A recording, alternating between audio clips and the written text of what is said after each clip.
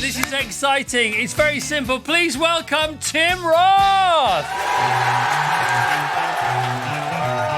Hey, mate. It's going well. Put down a bit, please. We're trying to talk. Oh, okay. Oh my gosh, what a film, man. What a film. Look. I can't look now. So Peaky Blinders is out in cinemas. If you're watching this on Friday, it's out today. If you're watching it after Friday, it's already out. It's out for a limited 2-week run at selected cinemas in the UK. Then it's on Netflix. You were at the premiere on Monday in Birmingham. How was it? Tell us about the gang. It was mad. We went up on a train from London. We'd been doing press and whatnot, and we went up on the train from London, and we were just giggling the whole way. I mean, Killian's the worst giggler. But yeah, we were just laughing the whole way. We had a lot of fun. Because you knew it was a hit, or because you were just thought, mates anyway, or no? Yeah, well, we'd known each other for a while. Because we just found the whole thing absurd and fun. In what way? Tell us. Childish. I mean, the idea of doing that as a job is quite. I mean, it's shocking, really. But yeah, we were just having fun together. And you're like on a school trip, you just naughty boys. Yeah, and you're in Birmingham to this mad premiere. What was it like? It was really. I mean, they went for it. What I liked about it, there were fans everywhere, and they'd blocked off a whole section inside in the audience for Peaky fans. Brilliant. They could get tickets. So it was, the hobnobs and all that, but it was the real guys. Okay, and I read about the response. I was very lucky. I got to see the movie a couple of days before the premiere last week in Birmingham, and I've been banging on about it. Not just because you're coming, and I promise you, no. Start to finish, this is a humdinger, isn't it? He shot it and I was really pleased because when I walked on the set for the first time, I saw what he was up to, and he shot it like an old movie. It's a full-on nod to what the Peaky world is and to the fans that got it there. But he shot it like an old Second World War movie. A lot of it, with that modern twist. But it felt like when we were on set, it felt like sort of Gregory Peck or Anthony Quinn could have walked by. Could have wandered on. Bit of Richard Burton going on. Yeah. And it's a standalone film, isn't it? You don't ever have to have seen Peaky Blinders to know what's going on. It works independently of, and I hadn't seen Peaky Blinders. I had to make a decision after Killian asked me to come do it. I had to make a decision where I was going to go back and have a look at everything. I bumped into them over the years when I was filming in Liverpool or up in the north, where I would bump in, and they were all just they were all laughing and having fun.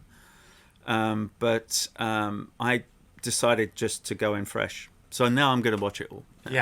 And you have watched this film, and you don't usually watch yourself. I never watch. I think there's maybe a couple of exceptions, but Killian threatened me basically. If I didn't watch it. Actually, my wife was really surprised. She was really pleased. And but yeah, I mean, he actually physically threatened me. Well, I know you, because you watch some of your TV shows back, don't you? Because there's a run for 48, 50 shows. You think, am I getting this right? Because you've got to keep doing it. But movies, no. I did it, and initially I started watching, I think we did that thing, Lie to Me, and I think we did like 50, 60 episodes. And I would just get my boys to watch it after a while. I'd just have them do it, and then they'd give me my reviews. And then I'd pull it back, push adjust. It up, whatever. Yeah. Okay, so this film, The Immortal Man, the premise is a really engaging premise. Is that a true story? Yeah, which I only found out this trip was they wanted to introduce a fake currency into the British economic system and then make it collapse. And so they brought in this vast amount of forged these vast amounts of forged fivers, I think it was, and they went to in this instance they went to the Peakies to help him introduce it into the currency. Yeah, and there will be no spoilers during this interview, but so the movie starts off in the Blitz in Birmingham. Yeah. It is. I mean, the opening 5 minutes is off the chain, and then it just gets better and more intense from there, which is sort of impossible. And then it flip-flops and it goes to Germany, and there's a printing works, your character's there, and they're printing 750 million pounds to then inject actual cash into the to the UK economy and cause absolute chaos. That was the idea, yeah. I mean, it's a genius idea if you think about it. I mean, I don't quite know what happened in the end, how they brought it down. Right. I'd be interested to find out. But yeah, there was a term for the actual scam. I can't remember the name of it, but yeah, extraordinary. Right, and so obviously it's perfect for Peaky Blinders. Yeah. And so who is your character? Because there's cool and there's cruel in Peaky Blinders, but then there's they have shame. The Shelbys, there is shame there. There is. There's a lot of shame there. There's a lot of guilt there, and it's all they sweep it under the carpet. But your guy, there is no carpet because he doesn't do. No, he kind of is the carpet. Oh my God, it's something. The thing is that I mean, at the point again, that won't be a spoiler thing, but at the point when we enter the film, Tommy Shelby's dealing with PTSD from being in the trenches. He's in self-exile. Also, what he's done and dealing with all of that stuff. My character's a good guy in the film. And he just is trying to bring an end to a war that is unnecessary. Okay. Tim's been the most ironic he's ever been. It's true. Yeah. And he's a peacemaker. He's an absolute peacemaker. Mate. Is that how you approached it? Yeah. Okay. Well, he's ending a war. He's in his mind, he's ending the war. Maybe. He's trying to. Yeah. No, but maybe you never know with him whether he's telling what truth he's telling. Or right. How much he's been paid. So for there are secret agents, there are double agents. He could be like a triple, quadruple agent. Who knows? He could be. All right. No, he's working on behalf of the British Nazi party. Sounds familiar.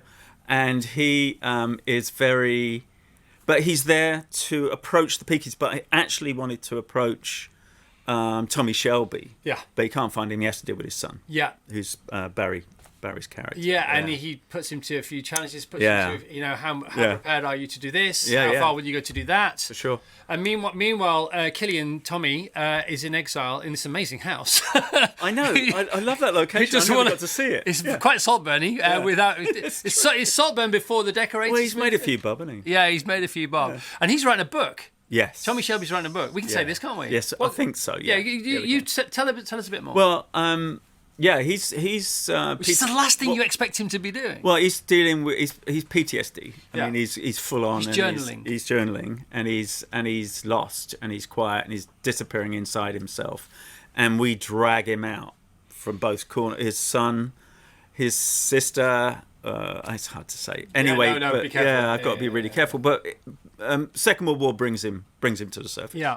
And that being on the horizon, and the bombing of Birmingham. And there's mystery, and there's magic, isn't there? And there's sure. Yes, there is supernatural going on. Rebecca's character, phenomenal, right? Yeah, but I think she was extraordinary what she did. Yeah. And Stephen Graham pops up as well. Yeah, that was a shame. Absolute nightmare on set. Yeah, I bet sweetest guy you've ever met. I bet you had such a laugh, didn't you? Oh my God, yeah. What a gang of players. Yeah. I read an interview yesterday. It was in Film and Stage, and the headline was "I love chaos." Yeah. Tell us about that. Well, I've always had that. That's been my sort of career theory, is to have no real plan and see what happens. And so there's always the ones you do to pay the rent. You got to do them. Sometimes they're fun. Mostly they're crap. And then you do the stuff that is just for you. So you pay, the one pays the other, basically. Sometimes they're fun, mostly they're crap. But even the crap ones can be fun. That's the thing. That's have some crappy fun. Oh no, you have a great time doing some silly stuff. So when you started, is it true? Is it a true story that you got really searched by the police on purpose because you knew the director of the film was watching you and your mate in the park and it might help you get the part? Yeah, what happened was I on the third audition. Oh yeah, I got the audition really because I got a flat tire on my bike.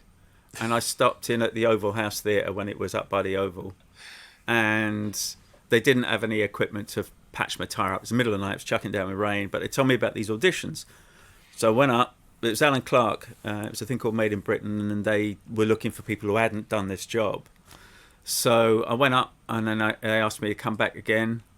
and then they asked me to come back again. I knew that third one was third time lucky, so I got there an hour early, and said, "Hello, I'm here," and they went, "Oh no, you're not here until 12 or whatever." And I said, "Oh, okay. Well, I'll just wait in the park across the way," and it was in Soho Square, and I knew that from being in the offices that the thing looked into the park directly, so I went over there and just got into character and started causing a bit of trouble, and got lucky because I was also collecting glasses at a nightclub in Brixton. It was called the Fridge, a million years ago, opposite the police station there, and we used to see all the bands, and one of them was this guy, it was Kurt, I think King Kurt or something like that was the name of the band. But anyway, one of the guys walked into the park and he had a big old mohawk, very unpopular at the time, and saw me, called out to me. We started getting into it, and the cops sat us down on the bench and made sure we were 100% and all of that stuff. And then I went in, did my meeting for the film, and then got it. And then at the end of filming, last day of filming, I think we're just finishing up, Alan turned to me and said, "Do you know how I got this job?" And I said, "Yeah." He was watching me out the window, and he went, "You!" And I can't use the words. So was your mate, the Mohawk guy, was he in on it then? No, it was random. I got lucky.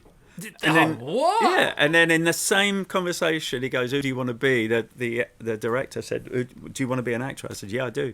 He said, "Who do you like?" And I mentioned Mike Lee. He went, he's auditioning at the moment, and he picked up the phone in the set, got me that one, and then Joe Strummer saw the first one and got me a part in Stephen Frears' film. It was the first feature, so it just went 1, 2, 3. So I mean, talk about luck. Of course, you got to have get the breaks. Yeah.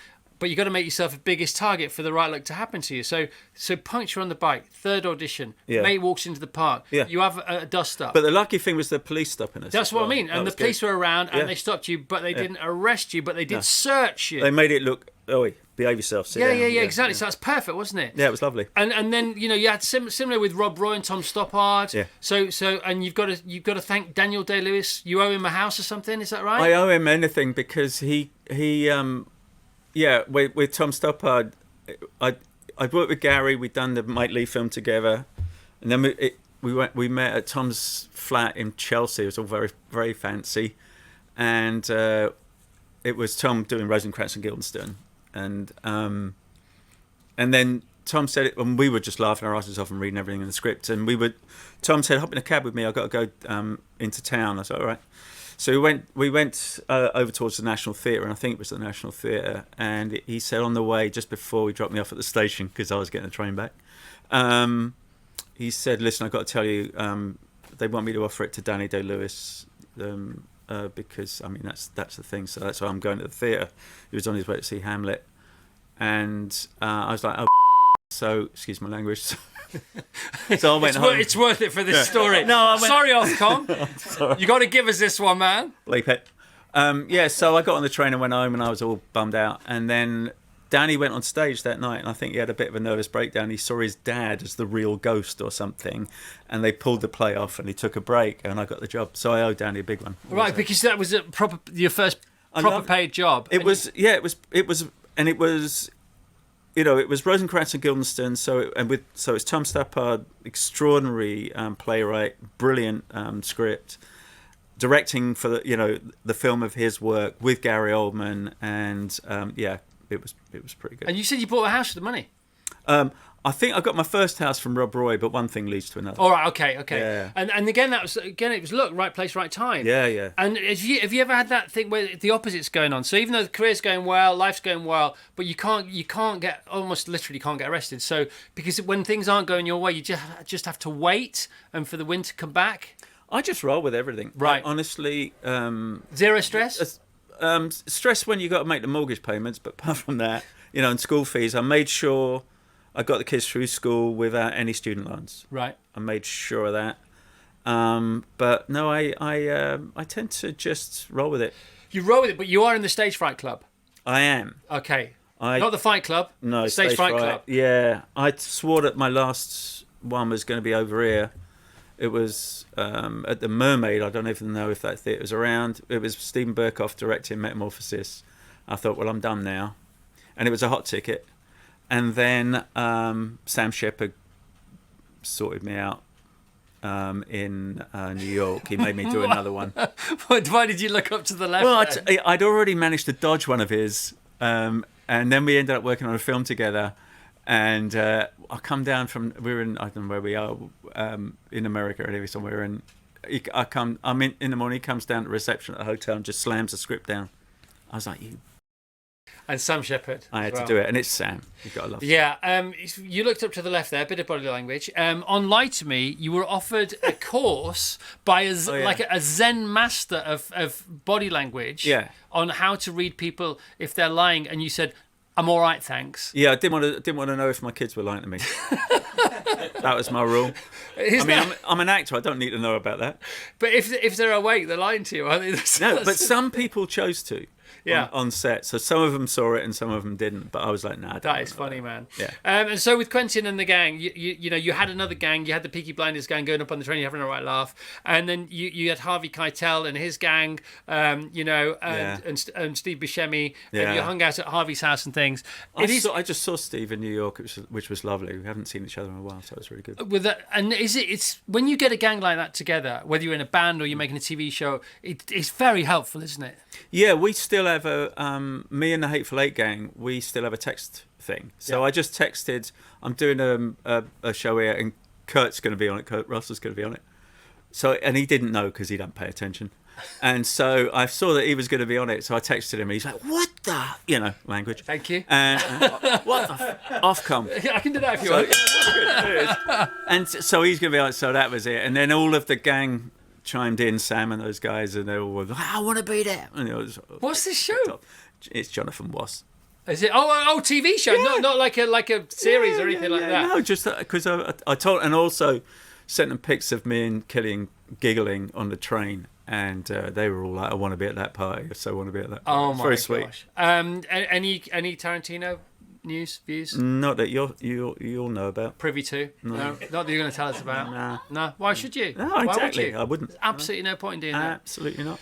It's great to see you, man. I know you're going to see everybody everywhere today. I really appreciate you coming here. 100% appreciate it. The film is off the chain. Anything else you want to say about it? No, can't stand the people. But, managed to get through it. It's so cool, isn't it? Because they're lovely. You can get style before content if you're not careful. No, it didn't. They wanted to really, really look after the fans. Yeah. Of the show, and they're everywhere. And the Black Country Museum is the backdrops and all those beautiful bridges and all that kind of stuff. Yeah. How long were you there for? We were in and out. We would be there for a block of time, and then we would we shot some stuff in Liverpool in the canals, and then so we would be about, but it was always back to there. Yeah.